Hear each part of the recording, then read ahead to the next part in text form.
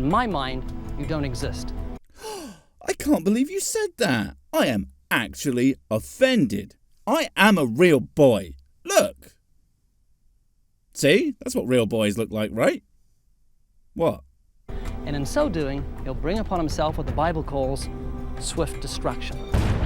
Oh, right, of course you weren't talking about me. You were talking about what the old Atheist boys say about Gob. 'Cause they do believe, but pretend he doesn't, 'cause apparently all atheists are even dumber than you guys in that scenario. But of course we can test this swift destruction. Hey yo, God, you don't real and are fake and such.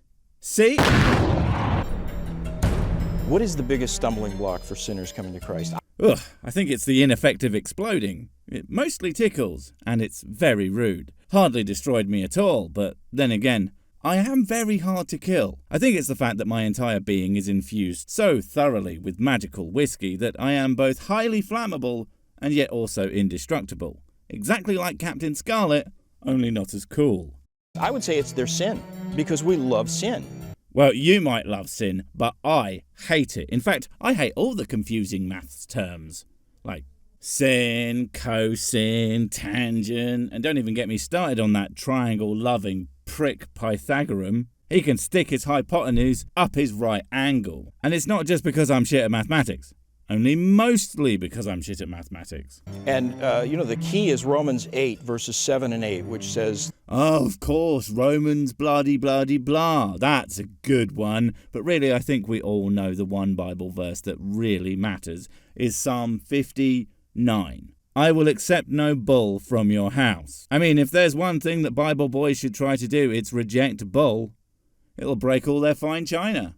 The carnal mind, that's a person who's never been redeemed, who doesn't have the Holy Spirit in his heart. His mind is just carnal. He's in love with his sin. I mean, I do love my sins, but only because they are creative and interesting, unlike your sins like bitch tier lust and a bit of greed. That shit is lame. You want to really push the boat out when you sin if you want to get God's attention. Like burn down a nunnery with a pile of orphans for kindling, or if you don't have the prep time, just take a big old dump in the vestibule and clean yourself up with the priest's finest vestments. But make sure you use the inside so that you can put them back on the hanger before he gets ready. The carnal mind is enmity against God. In other words, the unredeemed mind hates God because he loves sin.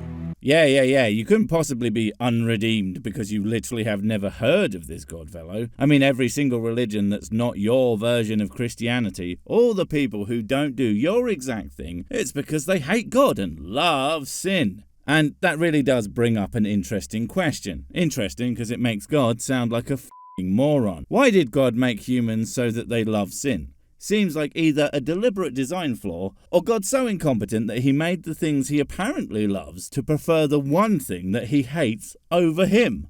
What a complete tool. He's enmity with God, therefore he can't obey God, he can't please God. He can't buy God a Christmas gift that he likes, he can't tell God jokes that don't make him groan, he can't even make him a decent sandwich without getting the ingredients all messed up. He wanted peanut butter and jelly, but got nut butter and jellyfish. That's a very different thing entirely. That is the state of every person without Christ. And that's a huge stumbling block. It's a love for sin that makes it utterly impossible for us to obey the first and great commandment, which says, Thou shalt not repeat themselves over and over again, and certainly shalt not do that whilst making a shit point that makes thou look like thine is a big dumbass. For God doth not need his followers to make him look bad. He doth a good job of that already. You should love God with all your soul, with all your heart, with all your soul, with all your mind, and with all your strength. How can you do that? He makes a good point. How can I do that for something that I am pretty sure doesn't real? That wouldn't even make sense. The only things I hate are real things, like injustice and pandas. F***ing stupid black and white gits. We invented this thing called colours. Maybe you should try some of them. Starting with red. Stabby stabby. And love sin at the same time. You can't. And yet we are so corrupt and so in love with our sin in our natural state, in our fallen state, that it's impossible for a sinner Yeah, we get it. Sinners love to sin. The problem is, most of the sins of the Bible are shit that objectively doesn't matter and doesn't hurt anyone but God's feelings, apparently. And the ones that do objective harm, we already agreed that those were bad, so made laws to curb them as best we can. So, who gives a fuck, really? To generate in his own heart a love for God that fulfills the first and great commandment. So he's doomed. Doomed! Ah, well, if he's doomed, what are you gonna do? Better just enjoy your life till you explode. That's my motto. Among many others, including F the police, with consent, and life is like a box of chocolates. Most of it is gross and gives you diabetes. And the only hope he has is the grace of God, that God would give him a new heart. And that's exactly what Scripture says salvation is all about.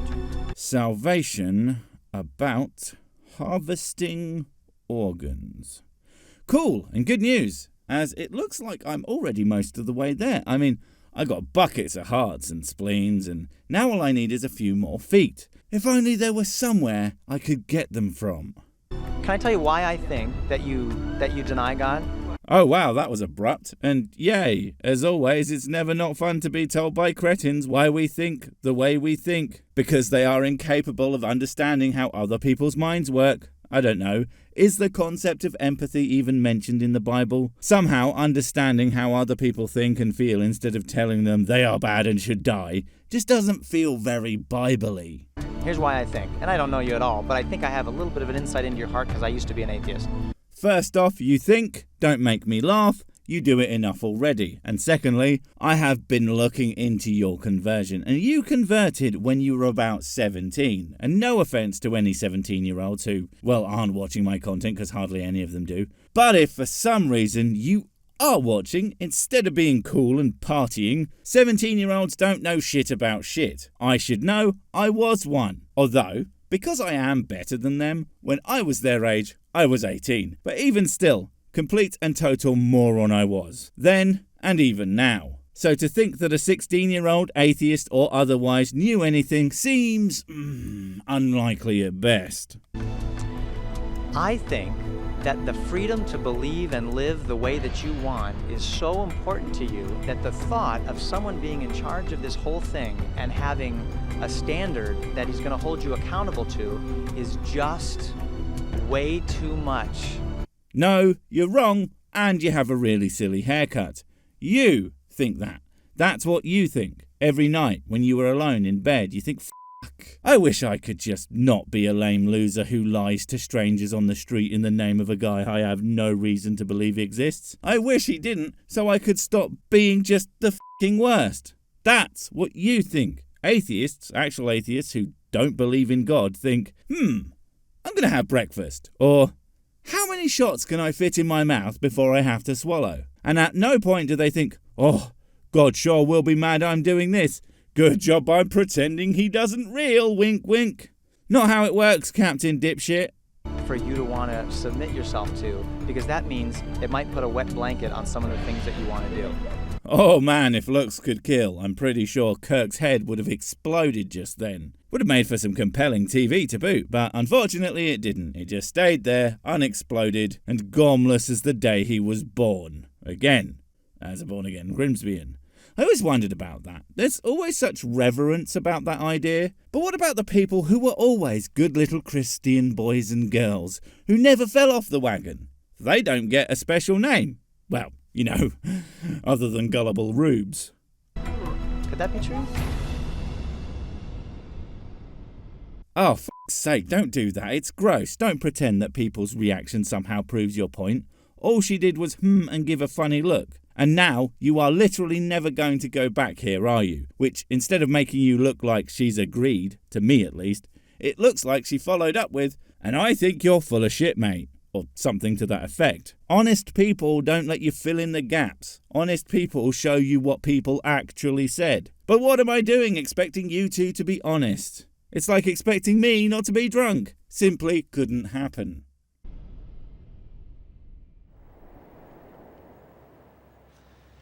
Do you believe that God made all these things? No. I thought that was the point. Although, to be entirely accurate, It's not that I don't believe he made all the things, it's that he literally couldn't have because of all the not reeling he is so famous for doing. Keep up, my dude. You are really trailing the rest of the class. If you don't, I'm gonna have to take away your crayons, and then you'll have nothing to eat. If you don't, I have a challenge for you. Oh, I do love a challenge, especially if it's a drinking contest, because I will have you know I am quite the lush. But keep it under your hat. I wouldn't want people thinking less of me than they already do. But sure, whatever it is, I imagine it will seem like a really clever, inescapable trap that will trick me into thinking you are right to you, and to me it will be incredibly dumb, because, well, that's exactly what it will be. You create one cow that can chew green grass and make white milk that turns into yellow butter. No way, man, I stopped doing that years ago. Oops, I've never f***ed a cow. Why would I do that? Surely it would make far more sense to make several devices that can do those things more efficiently, so we no longer need the cow, as sexy as it is. Now, to be fair, as far as I'm aware, we can't actually do all those things just yet. At least not in an efficient way, I'm sure. But what's the betting at some point, considering the leaps and bounds in tech we have made to this point, we will? I mean, we already famously have artificially lab-grown meat. So the other stuff really does not seem that far off at all. So yeah, stupid challenge. Shocking. You make an eye. Just one. Or an ear, or a brain. Okay, so a camera, or a CPU, or a microphone. Great, give me the tools for doing that, and I'll have it done by, I don't know, give me a few years. Not because it will take that long, although considering the silicon shortage of current year, but even without that, I'm incredibly lazy. So, you know what, I'll definitely have it done by the year 2300. Maybe. From nothing. Or make a living flower that can make nectar and pollen that can be collected by bees that you have made. Oh my god, this is so bad. Dude, that's not how they were made at all. Give me millions of years and some basic components and yeah, I could probably guide all sorts of shit to those outcomes, more or less. You are the one that believes they came out of nothing. I am the one that believes that you can make anything that exists given enough time. Tell me again which of those sounds more unlikely? And have them whip it into some honey. Or just create one drop of water from nothing and cause the sun's rays to split into 7 different colors. Fuck me, you are an idiot. And your audience if they buy this crap. I can only imagine they are a bunch of gibbering morons if they find all this garbage compelling even slightly. Again, this video is called Try Denying God's Existence After Watching This, and honestly I would be amazed to find anyone who still believes after seeing this dreck. How would you make honey from nothing? You wouldn't. You don't make anything from nothing. Stop saying that for God's non-existence sake. You very much could make honey from other ingredients because get this right, there is literally a form of artificial honey, you gibbering buffoon. This whole from nothing thing needs to stop. It has nothing to do with the science of how the things do the being. And every time you say it, you reveal yourself to be an ignorant Goomba. It has to come from something? Has to come from something. Where's the honey come from? Bees. Okay, how would you make a bee from nothing? Oh, it's all right. It's all right. I'm definitely not going to explode with anger or anything. You wouldn't. You wouldn't? No. But that's what you're telling me with atheism, that the bee came from nothing. No, it doesn't, dipshit. Atheism makes zero claims as to where bees or trees or f***ing cows came from. It makes one claim about an individual's belief, and that's something that you would think that by now, after years of being told that over and over again, you might actually understand and actually, argue against, instead of making stuff up. Funny thing is, I've been told that these guys are actually not so bad and are quite peaceable and really nice folks. And to that, I say, if you think that liars are good people, I have several bridges to sell you. Well, the bee evolved from something, right? So evolved from something? Who made the something? Your mum did, Ray. And, you don't believe in evolution, so if something made the something, then it evolved, one of the main pillars of your entire worldview comes crumbling down. Because if it evolved from something, and that thing evolved from something, and so on and so forth. You don't need your God to pop everything into existence for no discernible reason. Creationism over. Hooray. I say it sarcastically because it would be quite sad, because for the most part, your opinions are hilarious. I have no idea. So something made the something. Not necessarily. It was nothing that made the something. It was evolution via natural selection that made the something. Natural selection is not nothing. But if you want to be pedantic, then yes, no one thing created the things we see today. Everything in the universe in some small way led to pretty much everything else. It's kind of awesome when you think about it like that. But there I go, asking you to think when clearly the one gift your God never thought important to bless you with was any form of critical thinking whatsoever. Probably, I don't know. Ice Age? Okay, I'll make it easy for you. I want you to make some honey. You're not allowed bees, okay? Just start from nothing and make some honey. Yeah, I think we're done for now. Ray, mate, old buddy of mine, repeating the same stupid, thoroughly debunked lie over and over again doesn't make it true. Otherwise, I would actually be handsome, famous, and good at the sex. No, wait, I mean the other one. I am all those things. Wait, before you go, I have something super important to tell you. It's life or death. It will change everything forever. Nope, wait, it's gone. Oh well, probably wasn't important. But while I have you, don't forget to comment, subscribe and notify. And if you want more of my smexy voice, check out Mrs. Six's channel Spoonstaff Stories, where I narrate and voice all the videos, and she does the work. And if you want to support the channel, check out the merch store for cool t-shirts, or check out Patreon, memberships and PayPal to support directly. Finally, follow me on the medias of social to get completely pointless guff and to keep up on the latest releases. Oh, I just remembered what I was going to tell you. Whatever you do, don't touch the...